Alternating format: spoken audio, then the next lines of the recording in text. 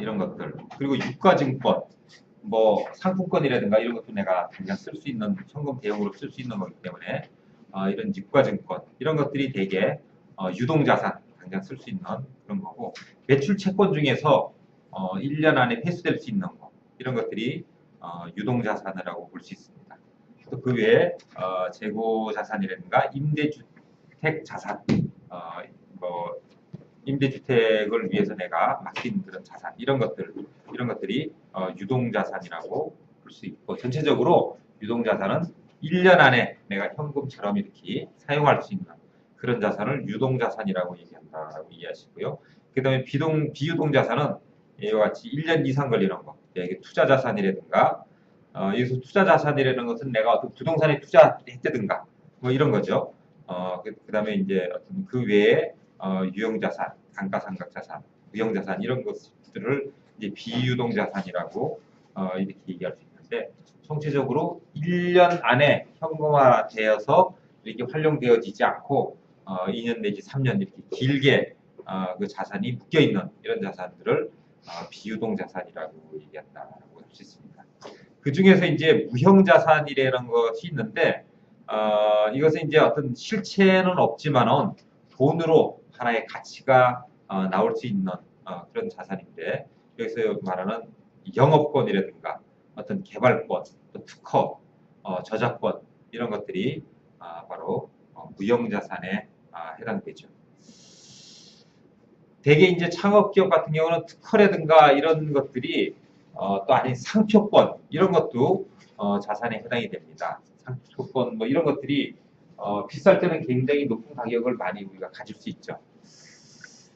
그래서 때로는 우리가 이런 그 특허라든가 상표 이런 것들을 가치를 높이기 위해서 우리가 노력할 때도 많이 있습니다. 그래서 이런 그 브랜드 네임이라든가 이런 것들이 상당히 가치가 되는 그런 경우도 우리가 볼 수 있죠.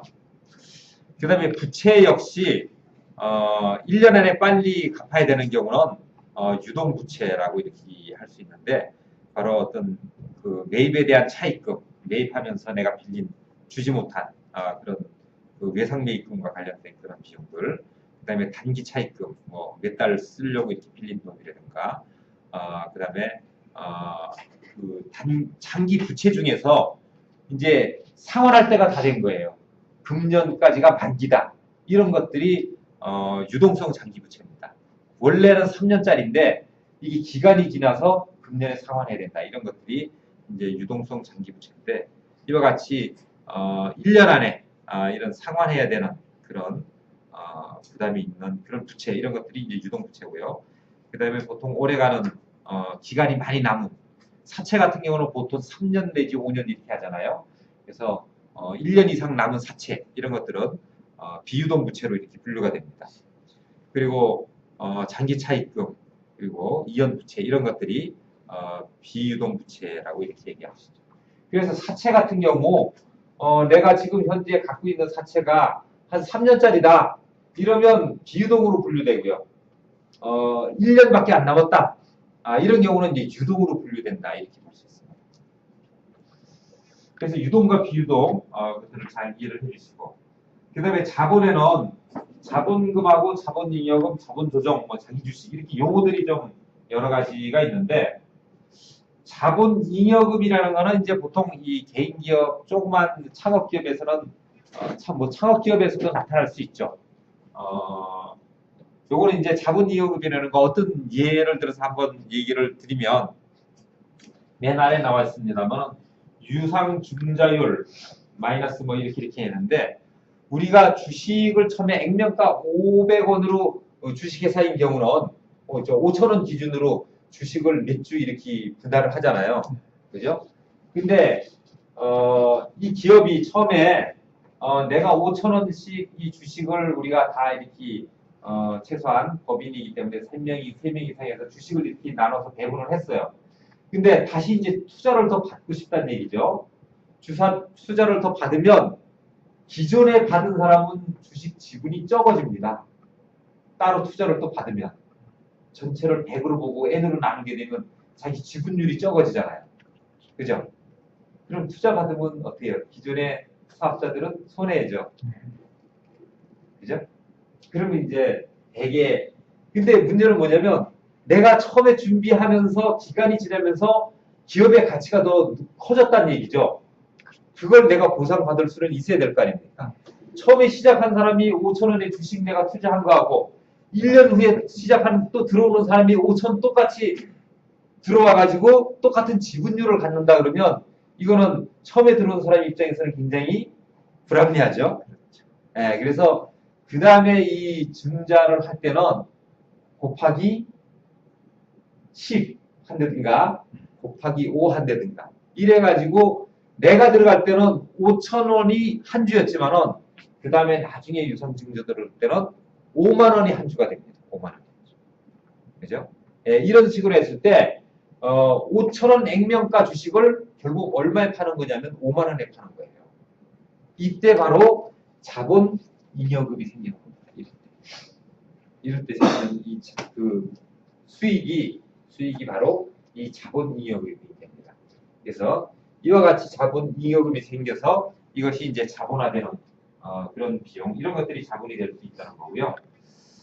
그 다음에 그 외에 어떤 그 이익이라든가 발생한 거, 이 손익계산서에 이익이 생긴 걸 갖다가 자본으로 이렇게 넘긴다든가 이런 경우에 자본 조정으로 인해서 이 자본금이 생길 수가 있죠.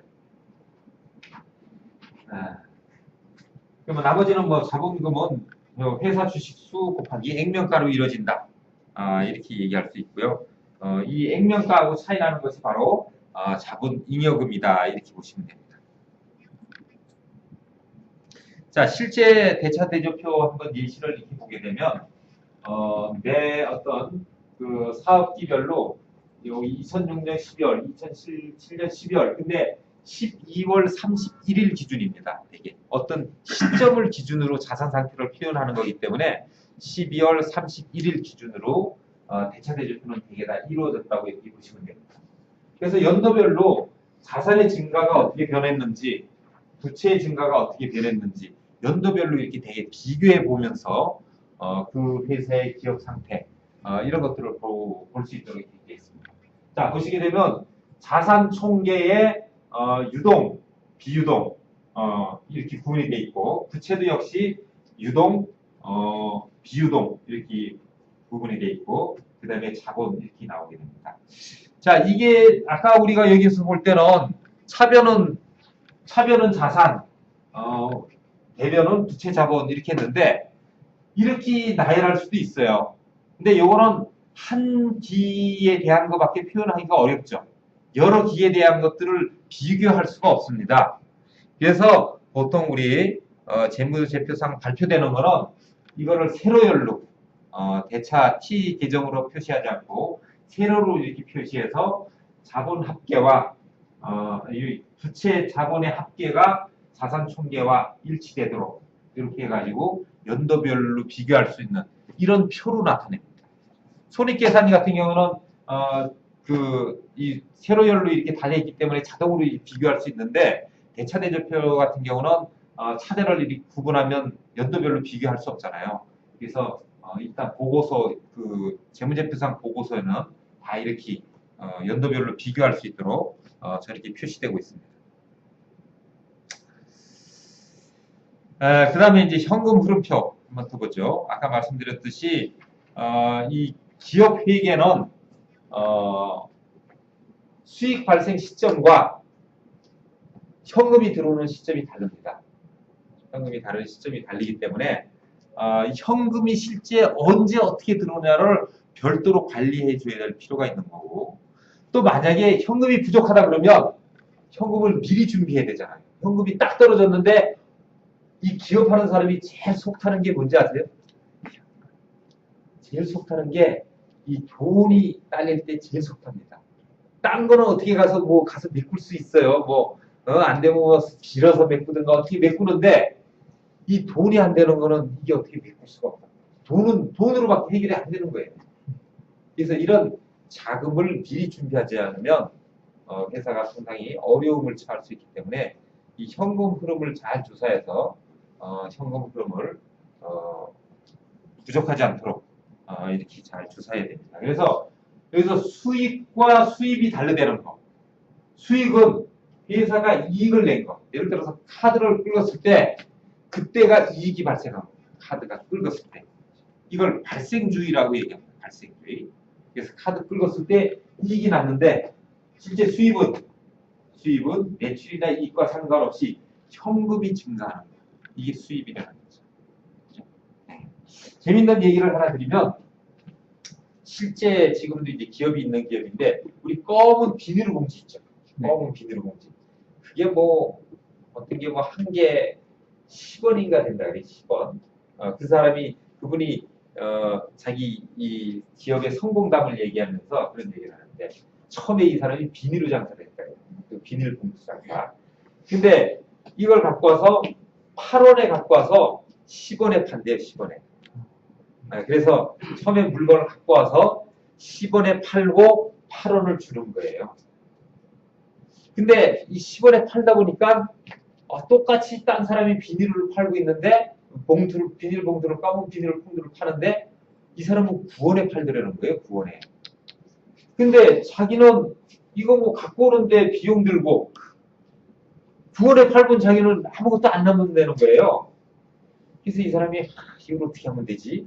그 이제 생각을 하다가 그 납품반동 공장에 가서 지금까지는 내가 물건을 팔아서 내가 돈을 줬는데 내가 물건을 갖고 올 때 돈 줄 테니까 얼마에 줄래?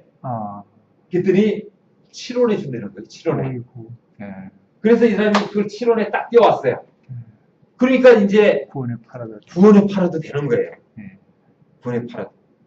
그래서 이제 경쟁사업자도 팔고 자기도 9원에 팔 수 있으니까 그전에는 경쟁사업자가 9원에 파니까 내가 이게 어떻게 팔기가 안 되는 거야 이게.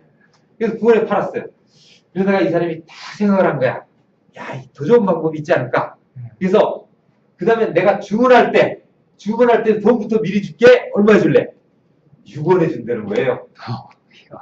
그래서 이 사람이 그때부터 주문할 때 돈 딱 보내주고 6원에 갔다가 자기가 잘 안 팔리는 날 8원에 팔아버렸어. 이러니까 이제 자기 경쟁력이 있는 거죠. 그래서 이 사람이 그 비닐로 봉지 가지고 성공을 해가지고요. 그 다음에 반도체 제품을 만들기 시작했어요. 그래서 일본 기업하고 한번 그 싸움이 붙어서 성공을 하고 지금은 삼성에다가 반도체를 납품하는 상당히 큰 기업이 됐습니다. 이 기업 사장의 대표가 와서 자기 성공담을 얘기하면서 처음에 자기가 그렇게 장사를 했다고 이러는데 우리가 이 현금 장사와 이 나중에 받는 외상 장사하고 엄청 차이가 큽니다. 우리 그 길거리에서 호떡 팔고 오뎅 파는 사람들 우습게 보잖아요. 사람들 굉장히 수익이 좋은 거예요. 한번 쉽게 한번 봅시다. 그 사람들 하루에 재료 90만 원어치 사다가 90만 원, 80만 원어치 사다가 팔고 나면 100만 원이 생겨요. 100만 원 생겨요. 그죠? 그리고 그 다음 날 내가 또 80만 원어치 사오면 20만 원을 내가 그냥 써요. 그죠? 또 80만 원어치 사다가 또 100만 원어치 팝니다. 이 사람 운영자금 얼마 갖고 운영하는 거죠? 80만 원 갖고 운영하는 거예요. 80만 원 갖고. 근데 예를 들어서 내가 물건을 80만 원어치 사다가 100만 원어치를 팔았어요. 근데 이 사람이 카드로 긁었어. 한 달 후에 나오는 거예요. 한 달 후에 돈 받죠? 예. 내가 내일 물건 떼와야 되는데 물건 살 돈이 있어요? 없어요. 80만 원 어디서 빌려와야 돼요. 80만 원 빌려다가 물건 샀어요. 그 다음에 또 100만 원어치 팔았어요. 또 카드로 긁었어요. 또 내일 살 돈 없잖아요. 또 80만 원 또 빌려와야 돼요. 이렇게 보면 한 달 따져보면요. 카드 한 달이니까 한 달 따져보면 현금으로 받는 사람은 80만 원 가지고 장사를 할 수 있지만은 카드로 장사하는 사람은 2,400만 원을 가져야지 장사를 할 수 있는 거예요. 그죠? 그렇죠. 근데 이게 한 달인데 우리가 어음을 3개월짜리 어음, 6개월짜리 어음을 받아보세요. 운영 자금이 얼마나 커야 돼요? 굉장히 큰 문제거든요. 그래서 현금 장사가 가장 좋다는 겁니다. 적어도 현금 장사가 그만큼 이게 어떻게 보면 80만 원 가지고 할 거를 2,400만 원 운영하고 예를 들어서 이게 뭐 한 예를 가정 들어서 한 5달 연장된다 그러면 이게 벌써 1억이에요.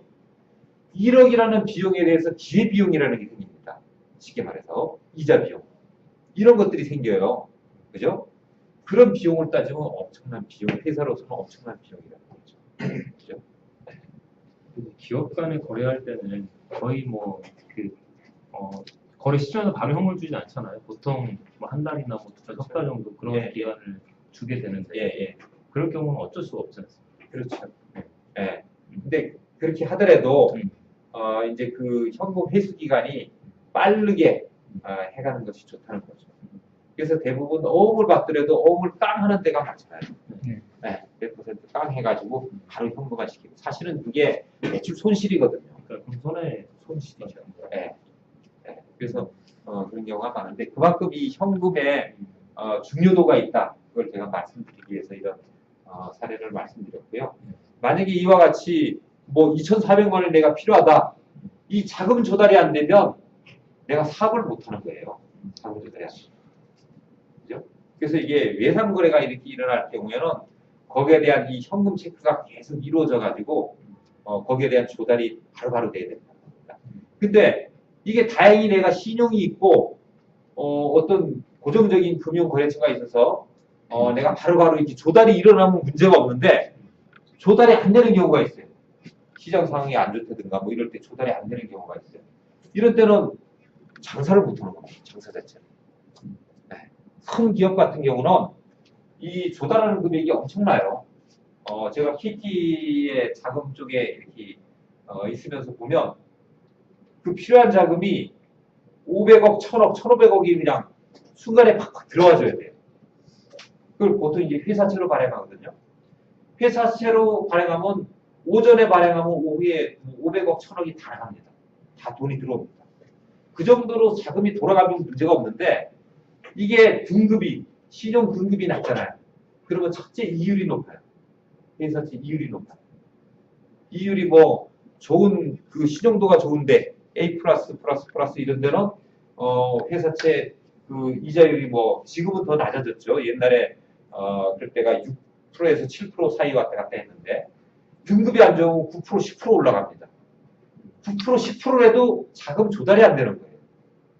그럼 그 회사가 당장 원가를 투입할 돈이 없다는 거죠. 그럼 회사 운영 자체가 안 돼요. 그래서 이런 것들에 대한 사전에 조달 계획이라든가 이런 것들을 우리가 잘 세울 필요가 있다. 그것들은 전부 내가 외상 매출금을 언제 회수하느냐 이런 것과 상당히 관련이 크다는 거죠. 그래서 이 현금 흐름표가 굉장히 중요합니다. 자, 현금 흐름을 우리가 내부적으로 보면 영업 활동으로 인한 현금 흐름. 이거는 이제 순수히 내가 어떤 매출을 외상 매출을 하고 거기에 대한 회수가 언제 되느냐. 그것에 대한 현금 흐름이 바로 이 영업 활동에 대한 현금 흐름이고요. 그 다음에 투자 활동에 대한 현금 흐름 해가지고 회사가 주식이나 땅 이런 것들을 투자한 것에 대해서 내가 언제 회수할 것인가 이런 계획에 의한 자금이 들어오는 거. 만약에 뭐 현금 뭐 전체적으로 현금이 부족하다 이러면 있던 땅을 팔아서라도 그거를 충당해야죠 현금을. 그래서 만약에 필요하다면 투자 활동 중에서 우리가 어떤 현금 흐름이 또 날 수가 있고요. 또 반대로 우리가 어떤 땅을 산다든가 어떤 건물을 산다든가 이렇게 해서 비용이 지출을 나갈 수도 있죠. 그거는 이제 투자 활동으로 인해서 현금 유출이 발생하는 거죠. 그죠? 뭐 현금이 들어올 거냐 나올 거냐 유입이냐 유출이냐 이걸 따지는데 영업 활동으로 인한 거, 투자 활동으로 인한 거, 그 다음에 재무 활동으로 인한 거. 이거는 회사가 어떤 돈을 빌리거나 이와 같은 어떤 배당금 지출 이런 그 어떤 투자라든가 이런 거 외에 활동으로 일어나는 이런 그 현금의 흐름 이런 것들이 있을 수 있죠. 그래서 이 모든 것들을 다 합한 거를 갖다가 순현금 흐름이라고 얘기합니다. 이 순현금 흐름이 마이너스가 되지 않도록 유지를 해야 되는데 이거를 그 중장기적으로 이렇게 분석해봐 가지고 순현금 흐름이 좋지 않다라고 봤을 때는 투자 활동으로 인해서 현금을 유입시키든가 아니면 재무 활동으로 현금을 유입시키든가 뭔가 현금을 사전에 조율을 해가지고 순현금 흐름이 원만하게 나타날 수 있도록 이렇게 만들어야 되는 게 현금 흐름의 관리다라고 우리 볼 수 있습니다. 자, 이 실제 현금 흐름표입니다. 재무제표상에 실리는 현금 흐름표. 그래서 영업 활동으로 인한 현금 흐름, 투자 활동으로 인한 현금 흐름, 재무 활동으로 인한 현금 흐름. 이 내용 중에서 자세히 보면 회사가 현금 흐름은 정상적으로 가는데 내용적으로 어떤 부분에서 현금이 조율이 됐는가 이런 것들을 다 읽을 수 있는 게 바로 이 현금 흐름표입니다. 그래서 이 현금 흐름표를 보게 되면 회사가 재무 상태가 안 좋아가지고 재산을 계속 팔아가면서 현금을 떼오고 있는 건지 이런 것들을 다 볼 수 있는 거죠. 그죠? 기업이 영업 활동이 굉장히 안 돼도 순이익이 날 수 있어요. 순이익이 날 수 있어요. 뭐냐면 갖고 있던 부동산 파는 거죠. 부동산 파는 거죠. 이 일정한 회사를 말씀드려서 안 됐지만 KT 같은 경우도 영업 활동이 부진하면 건물 다 팝니다. 집을 다 팝니다. 그래서 회사가 순이익이 생겨요. 근데 내용적으로 이 돈이 어디서 들어왔느냐 이걸 잘 봐야 돼요. 네? 네, 유가증권 처분이 뭐 갖고 있던 주식 다 팔 수도 있고요. 네, 뭔가 처분해가지고 현금을 갖다 떼어야 됩니다. 그렇지 않으면 회사가 움직이질 못하니까. 아니면 자본을 많이 갖고 있을 경우에 그 자본을 뭔가 잘 운영을 해서 예. 그런 어떤 이자 수익이나 그런 부분들도 되게 많이 발생시킬 수 있지 않나요? 그럴 수 있죠. 예, 그게 이제 재무 활동이나 투자 활동으로 인한 현금 흐름에 속하는 거죠. 예, 재무 활동이나 투자 활동으로 인한 현금 흐름. 예를 들어서 유가증권의 처분 아니면 유가증권의 매입, 유출일 때는 유가증권의 취득이 있잖아요. 이때 취득해가지고 처분하는데 이 차익이 발생할 거 아닙니까? 그죠? 취득할 때는 10만 원에 취득했는데 팔 때는 100만 원에 팔았다. 결과적으로 그게 어디 나오냐면 이 안에서 나온다는 거죠. 순현금이 플러스 90만 원이 나온다. 그래서 이걸 파는 게 어떻고 그게 여기서 다 나타나는 거예요. 기업의 건전성 그 측면에서는 어떤 영업으로 인한 어떤 그런 수익보다 영업에 일단 그 활동으로 인한 수익이 많아지면 기업의 건전성과 건강성이 좀 낮다라고 판단하면 되나요? 가장 중요한 거는 회사가 장기 성장을 해야 됩니다. 장기 성장을 해야 되는데 부동산 회사 같은 경우는 이런 부동산을 가지고 장기적으로 성장하면 되는 거고요. 제조업이라든가 도소매업 같은 경우는 자기 아이템 그거 가지고 수익을 내야지 그게 진짜 회사죠. 그죠? 근데 그건 못하고 재무적으로 수익을 낸다. 이거는 그 회사는 그 영업 아이템에 대한 회사가 아니라는 거죠. 수익이 나더라도 수익이 나더라도 지금 회사 중에 영업 수익이 안 나도 수익 낼 수 있는 회사들이 많아요. 어떤 경우가 그러냐면 지금 자산 재평가를 하지 않은 기업들이 많습니다. 이 기업 중에 부동산. 그죠? 옛날에 취득 자산 그대로 갖고 있는 거예요. 부동산이 10배 올랐는데 지금 그 취득할 때 장부가에 가지고 지금 자산이 돼 있어요. 이런 기업들을요. 영업 활동 안 되잖아요. 자산 조금만 팔면 10배 수익이 나버립니다. 당장. 그러면 순이익 그대로 나요. 근데 회사 자체는 사실은 영업 활동이 안 되기 때문에 이 커브가 사실은 하강되고 있는 커브라는 거죠. 그런 것들을 우리가 재무제표를 통해서 우리가 볼 수 있어요. 그래서 가장 기본적인 거는 영업 활동으로 인해서 수익이 나느냐 안 나느냐 이게 가장 중요하다. 그걸 볼 수 있습니다. 자, 그 다음에 발생주의하고 현금주의 충분히 이해가 됐겠죠. 발생주의는 수익과 지출을 일어나게 만드는 근원적인 거래가 발생한 시점에서 수익과 비용으로 인식하는 거. 수익이나 비용 다 마찬가지죠. 파는 것도 내가 카드 긁을 때 파는 거고 내가 물건 살 때도 카드 긁었으면 그 돈 내가 지금 나가지 않습니다. 한 달 후에 나가지만은 지금 내가 매입한 걸로 관리되는 게 바로 발생주의인데 이와 같이 모든 기업에게는 발생주의 기준으로 일어난다는 거죠. 네. 발생주의 특징은 수익과 비용이 적절한 대응. 진짜 발생하는 시점에 그때 수익과 비용도 그렇게 대응되고 수익도 그렇게 대응된다. 그래서 기간 손익이 계산이 가능하다. 실제 이번 달에 팔았는데 현금이 늦게 들어오면 다음 달로 계산될 수가 있는데 그것들이 기간 안에 손익이 발생한 걸로 정확하게 계산이 가능하다는 게 발생주의의 장점이기 때문에 기업회계에서는 지금 이런 발생주의를 갖고 있는 거고요. 그래서 회계기간 동안 조직의 업적이나 성과를 가장 합리적으로 측정할 수 있는 방법이 이 발생주의다. 현금주의는 우리가 현금 출납장 쓰듯이 현금이 들어오는 시점에 그때 수익으로 인식한다. 수익으로 인식한다. 또 현금이 나가는 시점에 비용으로 인식한다. 이게 그 현금주의 개념이고요. 이거는 이제 특징이 수익과 비용이 적절한 대응이 이루어지지 않는다.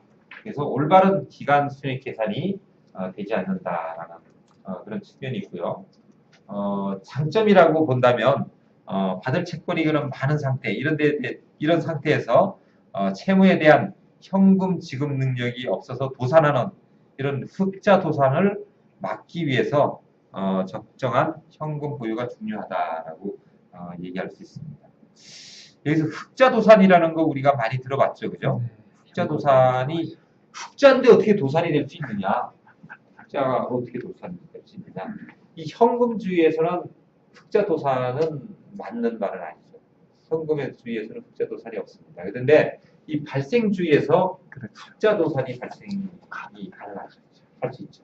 근데 도산이라는 게 첫째 뭡니까? 도산이래. 어떤 경우에 우리가 부도가 나는 게 도산이잖아요. 네. 부도가 어떤 경우에 나는 거예요? 회사가 돈이 부족하면 부도가 나는 건가요? 그런 게 아니라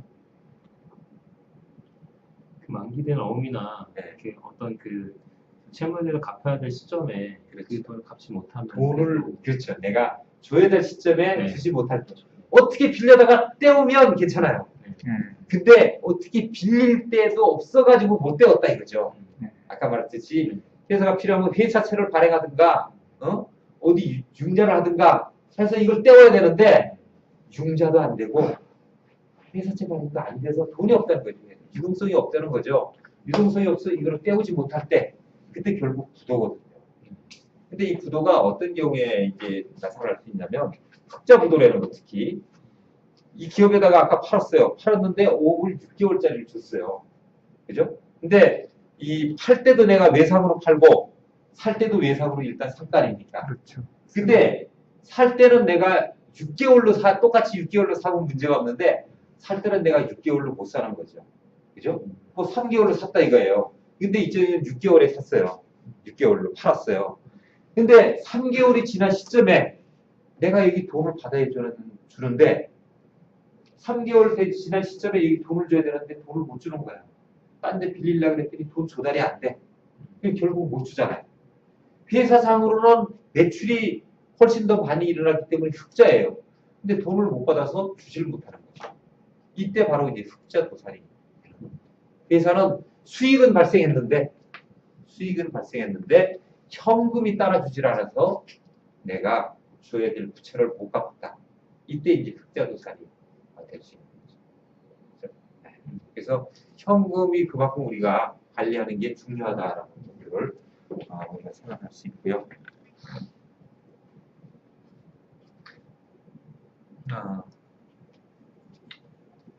흑자 도산 그런 면에 대해서 이제 우리가 한번 잘 생각해봐야 되겠고 또 한 가지 얘기할 게 그리고 이제 자본 잠식이라고 하는 부분을 한 번 더 우리가 참고로 한번 알아두시죠. 자, 자산과 부채, 자본 이렇게 있는데 우리 자본 잠식이라는 얘기를 우리가 가끔 들을 때가 있습니다. 자본 잠식이라는 거는 회사가 그 자본을 자기 자본을 가지고 부채를 다 못 갚을 때 이때를 자본 잠식이라고 얘기를 합니다. 그러면 사실은 이 자산이 20억 예를 들어서 부채가 10억, 자본이 10억 이렇게 되면 자본 가지고 부채를 100% 충당할 수 있죠. 그죠? 이때는 부채에 대한 문제가 전혀 없어요. 회사가 청산이 되더라도. 그죠? 근데 부채가 30억인데 자본은 10억밖에 안 된다. 이런 경우는 부채를 갚을 능력이 없습니다. 사실 이 회사가. 그죠? 이런 경우는 자본 잠식이라고 얘기할 수 있죠. 그죠? 근데 이 자본 잠식을 그러면 무조건 100%만 넘으면 자본 잠식이냐? 보통 그렇게 얘기하지는 않습니다. 보통 한 2배 정도, 2배 정도 될 때부터는 자본 잠식이 됐다고 우리가 얘기할 수 있는데, 거기서 중요한 것이 뭐냐면, 아까 그 현금 흐름 중에서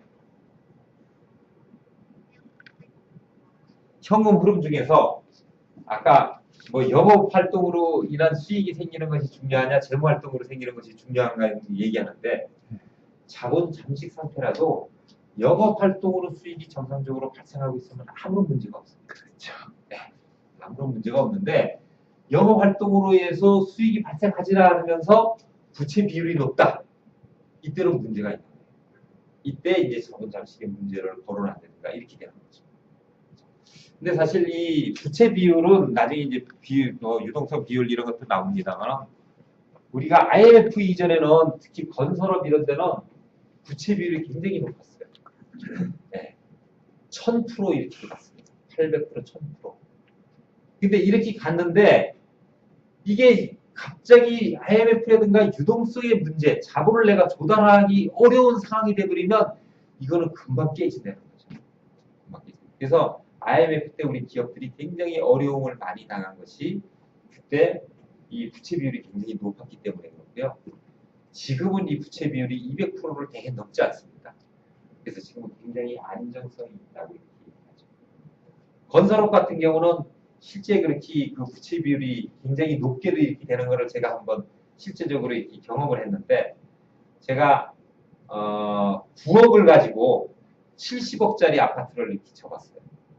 70억짜리 아파트인데 9억 가지고 처음에 땅을 매입했습니다. 부지가 좋은 땅을 매입해가지고 땅을 딱 매입한 다음에 그게 자본금이죠. 땅을 매입했는데 그 땅을 담보로 또 융자를 냈어요. 융자를 내가지고 기초공사를 이렇게 들어갑니다. 기초공사를 들어가고 그 임금은 어떻게 하냐면 그 재료비라든가 이런 거는 나중에 대물로 처리해요. 대물. 집이 다 완성되면 아파트를 한 개씩 주는 걸로 이렇게 처리를 합니다.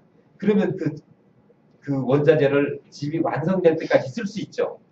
그리고 어느 정도 기초가 되면 그 다음에 이름이 갑자기 생각이 안 나는데 KB금융, KB금융에서 지금 PF 대출이라고 얘기하죠. 기성 형태로 대출이 됩니다. 그래서 그 기성 형태로 40억을 대출을 했어요. 그래서 1층이 완공되면 그 완공되는 대한 그 대출을 해주고요. 2층이 완공되면 2층에 대한 대출을 해주고, 3층이 되면 그 대출해주고, 다 완공되면 세대당 7천만 원씩 대출을 쫙 냅니다. 그러면 사실 이게 공사가 9억 가지고 70억, 80억 공사가 되는 거예요. 이게 되더라고요. 그죠? 굉장히 그래서 야, 이 건설업이라는 게 이게 참 대단한 거구나, 네, 이제 그런 생각을 했는데, 그런 형태로 이게 사업들이 다 이루어지는 그런 것들을 제가 봤습니다. 네, 그래서 그 어떤 차입이라든가 이런 것들을 잘 활용할 수 있으면 사실은 자기 자본이 적은 거 가지고도 이런 사업을 할 수 있는데, 그게 건축이면 건축의 바로 이 영업 활동이거든요.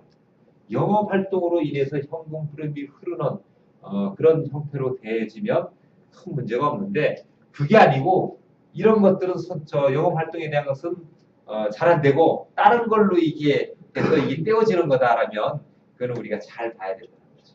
그렇죠? 그 다음에 재무 비율에 대해서 이제 조금 보도록 하겠습니다. 이와 같이 재무제표를 우리가 작성하거나 경쟁사하고 이렇게 비교해서 보거나 재무제표라는 걸 알아야 되는데, 저거를 해독할 수 있는 능력이 또 있어야 됩니다. 그렇죠. 숫자가 얼마 있는 거, 이것이 중요한 게 아니거든요. 저거를 진짜 이 재무제표가 좋은 재무제표냐, 내가 생각하고 있는 아이템의 이 재무제표가 경쟁사보다 좋으냐 나쁘냐 이거를 비교할 수 있어야 됩니다. 근데 뭐 경쟁사는 사실 이미 시장을 점유하고 있는 거니까 매출 자체가 벌써 10억 이상 올라간다 이렇게 보고 내 거는 뭐 이제 1억, 2억 이렇게 발생한다고 봤을 때 금액상으로 비교해 가지고는 뭐가 좋다 나쁘다 비교가 잘 안 됩니다. 그죠? 당연히 10억 매출하는 데는 단기 순이익도 클 거고요. 그죠? 이제 뭐 매출 1억 되는 데는 단기 순이익도 당연히 적을 거고 이것이 하나의 어떤 수익이 얼마다 이 금액 가지고는 서로 비교가 잘 안 되는데 이런 것들을 합리적으로 비교할 수 있는 방법이 우리가 바로 비율로 비교할 수 있잖아요. 그죠? 이 비율이라는 거는 내 매출액 대 수익이 얼마냐 이런 비율 또 내 자본에 대해서 수익력이 얼마냐 수익이 얼마나 이런 비율로 상호 비교해 봤을 때 다른 경쟁사나 관련 업체와 내 아이템에 대한 수익력에 대한 비율 이것들을 서로 비교해 볼 수 있기 때문에 이런 재무제표를 해석하는 데 있어서 이런 비율로 우리가 잘 그것들을 판단하게 된다. 그리고 회사의 안정성 문제라든가 뭐 유동성 문제라든가 이런 것들을 우리가 대개 이런 비율로 판단하게 된다라고 보시면 이런 비율이 이 재무제표를 해독하는데 상당히 필요한 것이구나라는 것을 우리가 알 수 있습니다. 먼저 회사라는 것은 장기적으로 지속적으로 쭉 가는 것이 굉장히 중요하지만은 단기적인 어떤 그 사업이 이루어지는 영업 활동이 이루어지는 여러 곳곳에 들어가는 비용이라든가 이런 것들이 잘 움직일 수 있어야 됩니다. 그것이 바로 이 유동성 비율입니다. 그래서 이 유동성 비율은 단기 지급 능력을 나타냅니다. 단기 지급 능력을. 그래서 이 유동성 비율을 체크하는 것이 있고요. 그래서 이 회사가 항상 어느 정도 신속한 그런 단기 지급 능력이 있구나 이런 것들을 볼 수 있고 그 다음에 안정성 비율을 볼 수 있는데 주로 안정성이라는 것은 어떤 기계 시설 유지라든가 이런 것들을 장기로 잘 유지할 수 있는가 이런 것들 3년이면 3년 기간 동안에 안정적으로 그 시설에 대한 어떤 비용이라든가 이런 것들이 안정적으로 유지될 수 있는가 이런 것들이 안정성 비율입니다. 그래서 의미로는 보면 장기 부채 상환 능력, 장기적으로 갖고 있는 그런 부채라든가 이런 것들에 대해서 상환 능력이 있는가 이런 것들을 보는데 주로 세부 비율로서는 부채 비율이라든가 자기 자본 비율, 또 이자 보상 비율 이런 것들을 우리가 체크함으로써 이런 안정성 비율을 체크해 볼 수 있습니다. 그 다음에 활동성 비율이 있는데 이거는 어떤 시설을 투자해 놓고 뭐 한 달에 한 번만 쓴다 이러면 그 자산에 대한 활용도가 굉장히 낮은 거죠. 그죠? 그래서 우리가 고정비와 변동비가 있는데 고정비는 한 번 투자하면 그 비용이 계속 유지가 되는 게 고정비잖아요. 근데 그 안에서 그 고정 시설을 많이 사용하면 많이 사용할수록 변동비에 대한 이익이 점점 커집니다. 고정비는 동일하기 때문에. 그래서 이 변동에 대한 회전 이런 것들을 많이 시키면 회사의 고정비에 대해서 이익이 점점 더 높아질 수 있다는 측면이죠. 그래서 이 활동성 비율이 높다는 것은 자산의 운용에 대한 효율성이 굉장히 높다라고 이렇게 볼 수 있습니다. 어떤 생산시설을 구입했는데 이 생산시설을 가지고 한 달에 10,000개를 만들 수 있는 생산시설을 가지고 한 달에 1,000개밖에 못 만든다. 그러면 굉장히 효율성이 떨어지는 거예요. 그죠? 그런 경우는 차라리 이 시설을 구입하지 말고 아웃소싱을 주는 게 오히려 나을 수도 있죠. 그죠? 네, 그래서 내가 갖고 있는 그런 자산을 얼마나 내가 활용도를 높여가고 있는가. 한 달에 10,000개를 생산할 수 있는 시설 적어도 80% 이상은 가동률이 해줘야 되지 않겠어요? 이와 같이 얼마나 활동을 하고 있는가. 매출 채권의 회전율 얼마를 팔았고 다시 또 팔고 회수되고 다 팔고 도소매업 같은 경우는 자사적이 시설이 아니더라도 도소매업 같은 경우는 내가 판매가 많이 일어났다는 거죠. 판매가 많다는 거죠. 그죠? 그래서 매출 채권 회전율이 높다. 그 다음에 재고자산 회전, 이건 어떤 생산과 관련되는 그런 업종인 경우는 재고자산 회전율 얼마나 많이 높으냐, 이것들이 바로 자산 운용의 효율성을 나타내는 활동성 비율이다, 이렇게 볼 수 있습니다. 그 다음에 수익성 비율이야 뭐 이거는 수익이 얼마나 나느냐, 수익률이 얼마냐, 주로 이제 매출액에 대해서 몇 퍼센트 정도 이익이 나느냐, 우리 이런 거 많이 보죠, 그죠? 매출액에 대해서 순이익이 얼마나 되느냐, 또 자산에 대해서 이익률이 얼마가 되느냐, 또 주식 투자하는 사람은 어때요? 주당 순이익이 얼마나 되느냐, 주당 순이익이 뭐 이게 어떻게 보면 자본에 대한 이익률이라고 볼 수 있죠. 주당 순이익이 어떻게 되느냐, 이런 것들을 우리가 버무려서 하나의 수익성 비율을 보는데, 이거는 사실은 하나의 경영성과 또 수익평가, 이렇게 우리가 의미를 가질 수가 있는 거죠. 그 다음에 성장성 비율은 이거는 하나의 연도별로 비교를 해서 매출액이 얼마나 증가되고 있는가, 전년도보다 몇 퍼센트 증가되느냐, 이거는 서로 매출액 대 매출액의 비교죠, 그죠? 그 다음에 자산은 얼마가 증가되고 있는가, 또 순이익은 얼마가 증가되고 있는가, 이것들은 회사의 성장성과 관련되는 비율이다. 그래서 매출액은 계속 성장해 가야 되는데, 거기서 매출액이 증가되려도 순이익이 점점 적어진다. 그러면 이익률이 굉장히 떨어지는 거죠. 매출액 이익률이 떨어지는 겁니다. 그죠? 이와 같은 그런 수익성 비율이라든가 성장성 비율, 이걸 섞어서 상호간에 우리가 판단함으로써 그 회사가 매출액은 커지지만은 점점 더 수익 상황이 악화되고 있구나. 이런 것들을 우리가 이 재무제표를 통해서 저는 비율을 우리가 살펴봄으로써 그런 것들을 파악할 수 있다라고 볼 수 있습니다.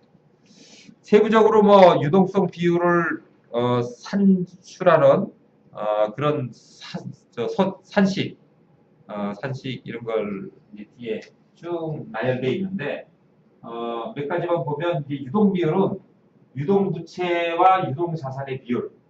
그래서 이 유동 부채를 유동 자산이 얼마나 감당할 수 있는가, 이거에 대한 비율입니다.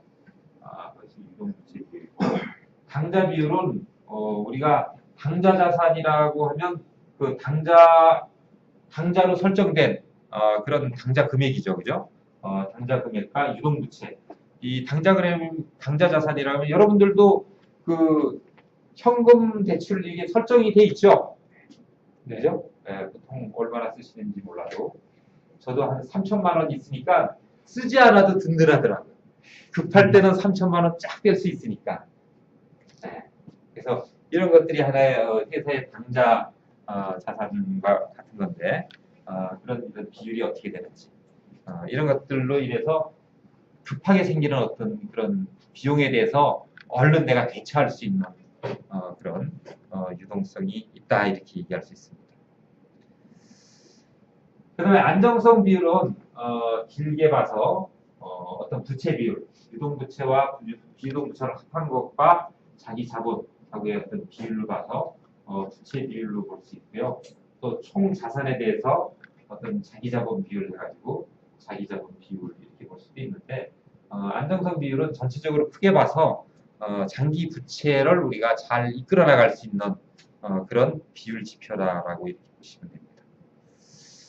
그 외에 여러 가지 그 활동성 비율 이런 거 산식은 개념을 여러분들이 이해하시고 보시게 되면 다 필요하지는 않지만은 꼭 필요한 것들을 여러분들이 채택해서 골라서 한번 보실 수 있을 겁니다. 그래서 그 세세한 건 다 얘기하지 않겠고요. 자, 여기서 추정 재무제표라는 거는 여러분들이 지금 이 재무제표를 배우는 거는 한 사업이 이미 이루고 난 다음에 그때 지금 재무제표를 작성하려고 재무제표를 지금 배우는 건 아니에요. 그죠? 다만 우리가 사업하기 시작하기 전에 이 사업이 타당성이 있는가, 수익성이 있는가 사전 검토하기 위해서 지금 재무제표를 작성하는 거거든요. 그래서 이 추정 재무제표는 우리가 일단 할 때 미래의 사업 가치를 추정해 본다는 그런 의미가 있습니다. 그래서 만약에 이런 사업 가치가 없다, 그럼 우리가 사업으로 채택하지 말아야죠. 그래야지 우리가 실패를 하지 않는 그런 상태가 되지 않겠어요?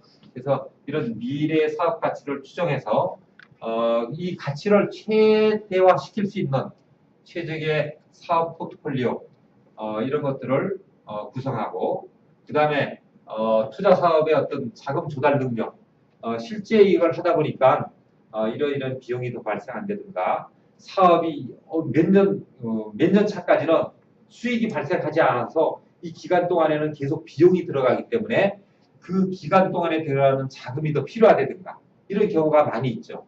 그래서 자금 조달 능력을 검증해 볼 수 있고요. 또 자금 소요 시점 그거를 체크할 수 있고 이런 것들을 추정함으로써 기업의 향후 재무제표를 예측해 보는 게 바로 이 추정 재무제표를 우리가 체크해 보는 의미입니다. 그래서 이런 것들을 통해서 내가 생각하고 있는 아이템의 어떤 성장성이라든가 수익성, 안정성, 현금 흐름 이런 것들을 한번 체크해 봄으로써 내 사업이 좀 더 실패하지 않고 성공으로 갈 수 있도록 이렇게 해나가는 겁니다. 근데 실제 사업을 해보면요, 내가 생각하고 있는 그런 규모보다는 다르게 자본이 많이 든다든가 이런 경우가 상당히 많이 있어요. 왜냐하면 우리가 생각할 때 굉장히 보수적으로 생각합니다. 자본에 있어서는 보수적으로 생각하고 매출에 있어서는 과대하게 생각하는 경우가 많아요.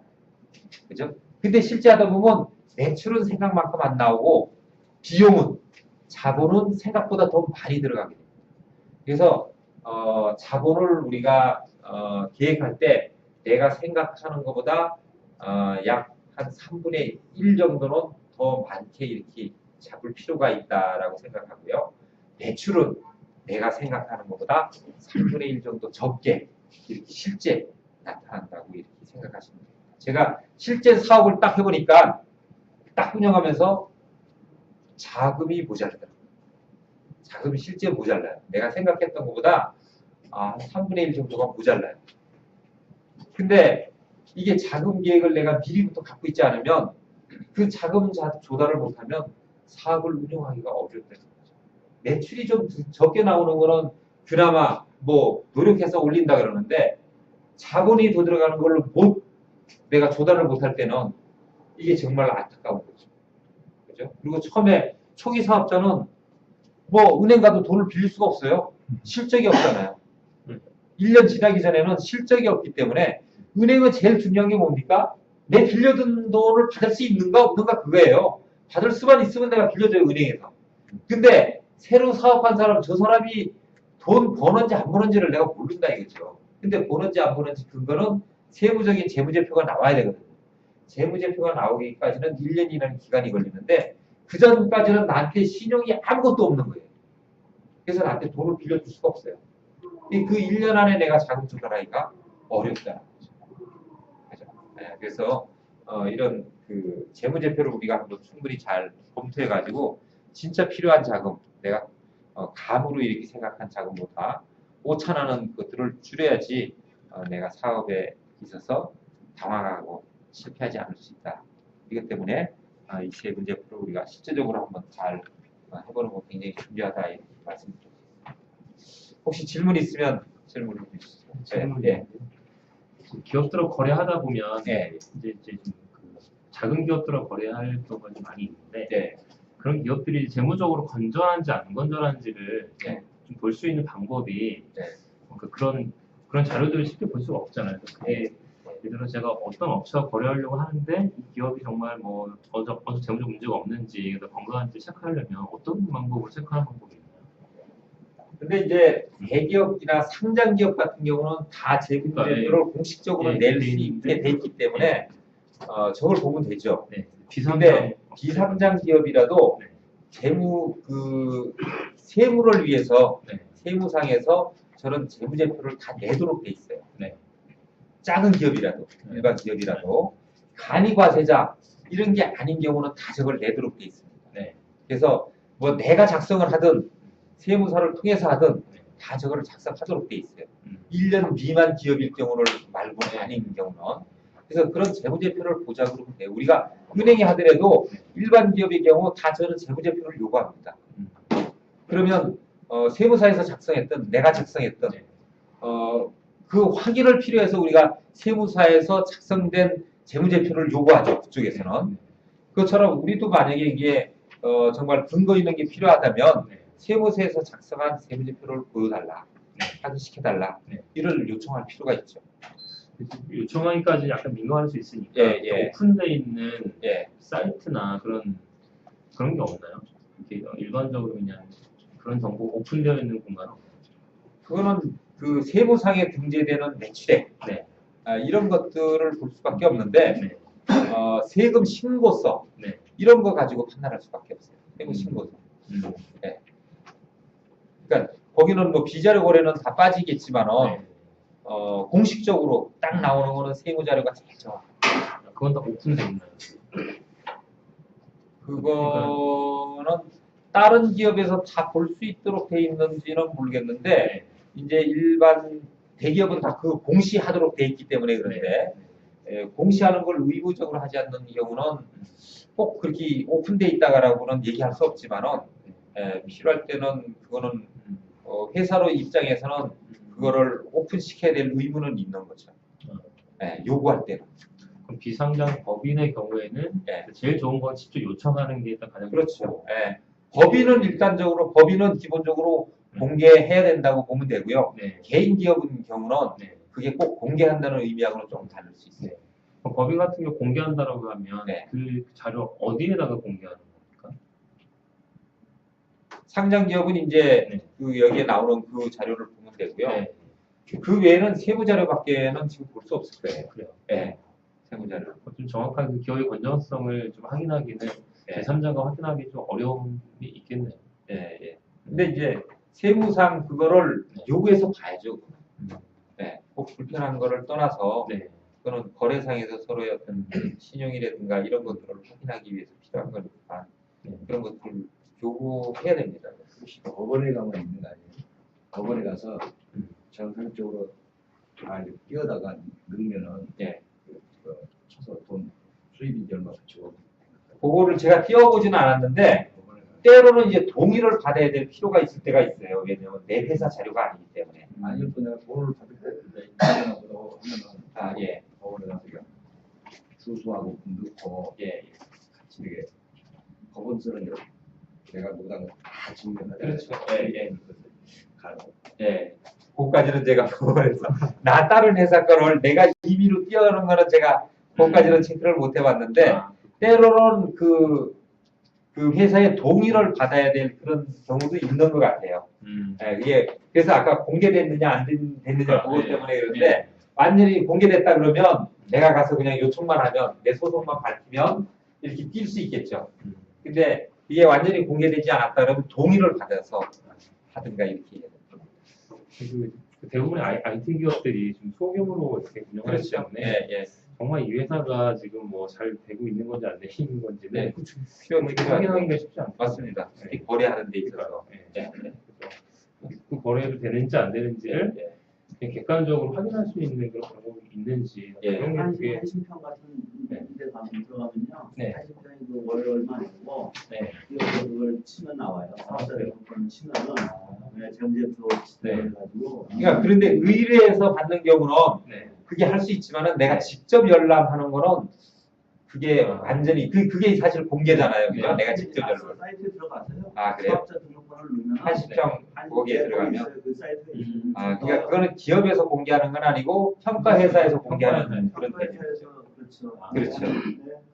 기업의 그 여태까지 세무 신고한 이런 내용들이 자기들 비슷하게 해서 떠요.